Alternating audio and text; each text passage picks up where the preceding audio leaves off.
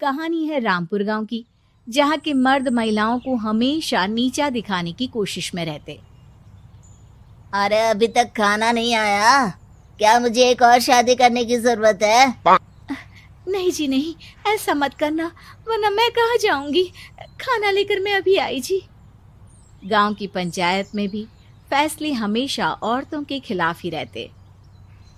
मैं जो फैसला सुनाता हूँ वो भगवान की आज्ञा होती है। इस लड़के ने अपने मन से शादी करके अच्छा नहीं किया। लड़के को घर भेज दो और इसकी शादी इसकी जाति की किसी लड़के से करवा दो। लेकिन ये लड़की, इसे तो गांव के बाहर निकाल दो। नहीं नहीं जमींदार साहब, ये क्या बोल रहे हैं? ऐसा नहीं हो सकता।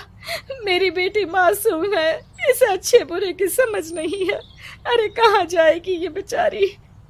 कहाँ जाएगी? इतनी चिंता है तो पूरे परिवार का गांव निकाला कर देते हैं।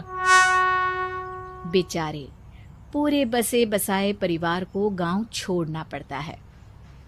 चाहे जो हो, अगर बेटियों को कंट्रोल नहीं कर सकते तो गांव में रहने का कोई मतलब नहीं है। यहाँ औरतों को दब कर रहना होगा। कोई भी अपने हिसाब से कुछ नहीं कर सकता, सब ईश्वर की मर्जी से ही होगा। तभी गांव का एक आदमी दौड़ा दौड़ा आता है। सरपंच साहब, जमींदार साहब, वो कालिया है ना, उसकी बेटी पढ़ने के लिए शहर जा रही है।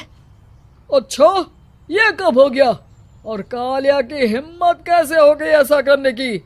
लेकर आओ उसे और उसकी बेटी को।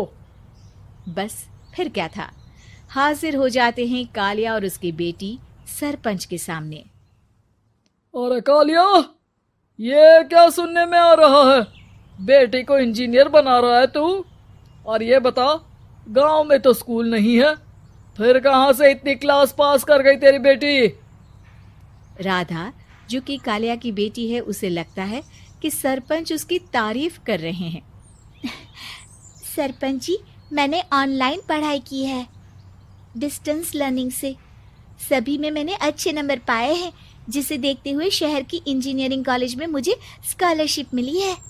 वाह जी वाह, क्या होती है ये? पहले तो ये बताओ, फिर आगे की बात करते हैं। पूरा गांव राधा की बात सुन रहा था और राधा बोलती जा रही थी।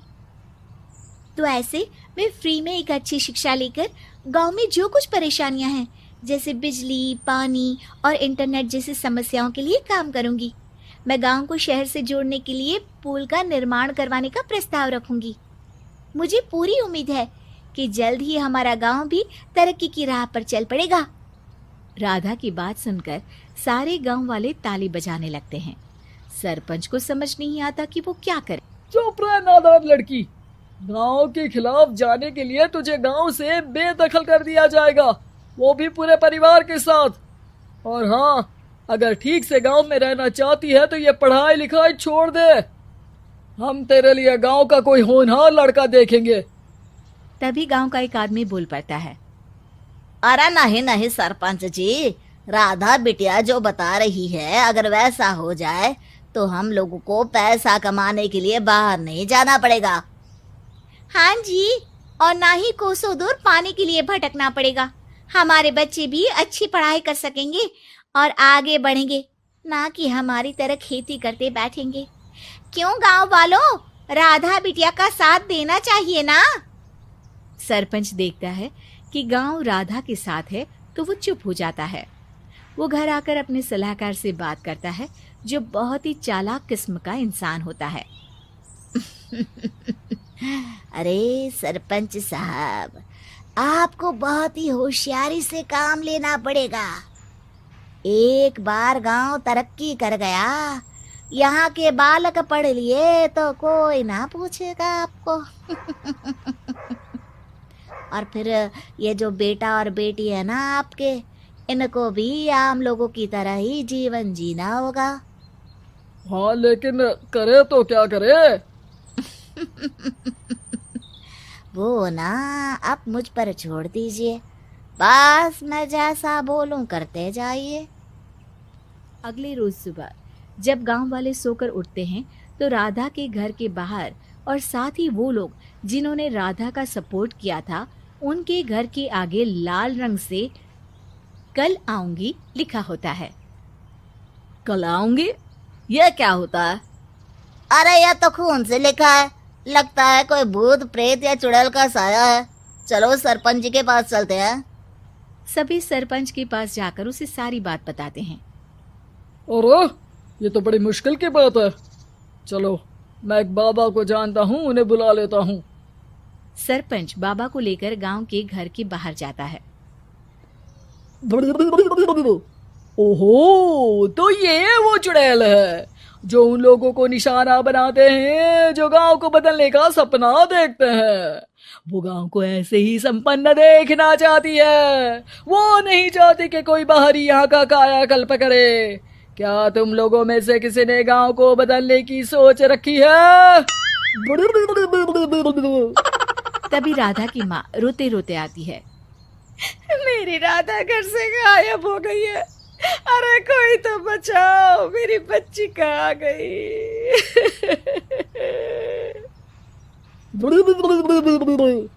ले गई वो चुड़ैल, तेरी बच्ची को ले गई। अब वो उसे श्रापित करके छोड़ेगी, उस पर चुड़ैल का साया हो जाएगा। तभी बुरी सी हालत में राधा भी वहां आ जाती है। उसके बाल चुड़ैल की तरह फैले होते हैं और कपड़ों में खून लगा होता है। सभी राधा को देखकर डर जाते हैं। माँ, पता नहीं मुझे कौन उठा कर ले गया था। अरे दूर दूर हो जा चुड़ैल, अब हम लोग इस गांव में नहीं रुकेंगे। अरे कैसे बातें कर रहे हैं आप? कल तो आप मेरे भरोसे गांव का हुलिया बदलने, अपने बच्चों को पढ़ाने और तरक्की उन्नति की बात कर रहे थे, तो आज क्या हो गया आपको? ये फिर तुम लोगों को बहकाएगी। ये चुड़ैल गांव में आ चुकी है, ऐसे ही ये तुम्हारे घर के बच्चों को भी ले जाएगी। गांव वाले राधा को गांव से बाहर निकाल देते हैं। उसके माँ बाप रोते रहते हैं, लेकिन गांव वाले नहीं मानते। मैं भी अपनी बहन के साथ गांव के बाहर रहूंगा, लेकिन वो पढ़ाई नहीं छोड़ेगी। वहीं सरपंच के घर पर सलाहकार कहता है। देखा, सांप भी मर गया और लाठी भी नहीं टूटी। लेकिन अगले ही दिन सरपंच के घर के बाहर भी वही शब्द लिखे होते हैं। और फिर सरपंच की बीवी कहती है, हमारी बेटी को किसी ने अगवा कर लिया है। तभी राधा का भाई वहां आ जाता है। अरे गांव वालों, मैंने सरपंच जी की बेटी को देखा था। वो चुड़ैल उसे उठाकर ले जा रही थी। अरे क्या मजाक कर रहे हो? नहीं नहीं सरपंच जी, आप नहीं जानते। वो चुड़ैल अब आपकी बेटी में आ जाएगी, जैसे राधा के अंदर आ गई थी। तभी सरपंच की बेटी वैसी ही हालत में वहां आती है जैसे राधा आई थी। पापा, पता नहीं कैसे मैं गायब हो गई थी। चुड़ैल, इसके अंदर भी चुड़ैल का साया है, मारो इसे। अरे नहीं नहीं, इसे भी राधा के पास गांव के बाहर ही भेज दो। अरे चुप रहो, मेरी बेटी कहीं नहीं जाएगी और चुड़ैल वुड़ैल कुछ नहीं होता है। अरे कैसे बात कर रहे हो सरपंच जी? आप तो बोल रहे थे कि आपका फैसला भगवान का ज्ञान होता है, तो अपने पर बात आई तो अब आप ऐसे बोल रहे हैं। अरे ना ना ना, आपको अपनी बेटी को त्यागना ही होगा। अरे बुलाओ बाबा को। राधा का भाई बाबा को ले आता है, जिसे अब गांव वालों के डर के कारण सच बोलना पड़ता है। मैं कोई बाबा नहीं हूँ, मैं तो मोची था। ये सलाहकार महोदय ने मुझे कहा था एक्टिंग करने को। अब वो मुझे पैसे देने वाले हैं। अब मुझे माफ कर दो। गलती हो गई, मुझे माफ कर दो। तभी वहां राधा आ जाती है। देखा सरपंच जी, जब गांव के बच्चे साक्षर होंगे तो आप जैसे लोगों की चालाकी नहीं चलेगी।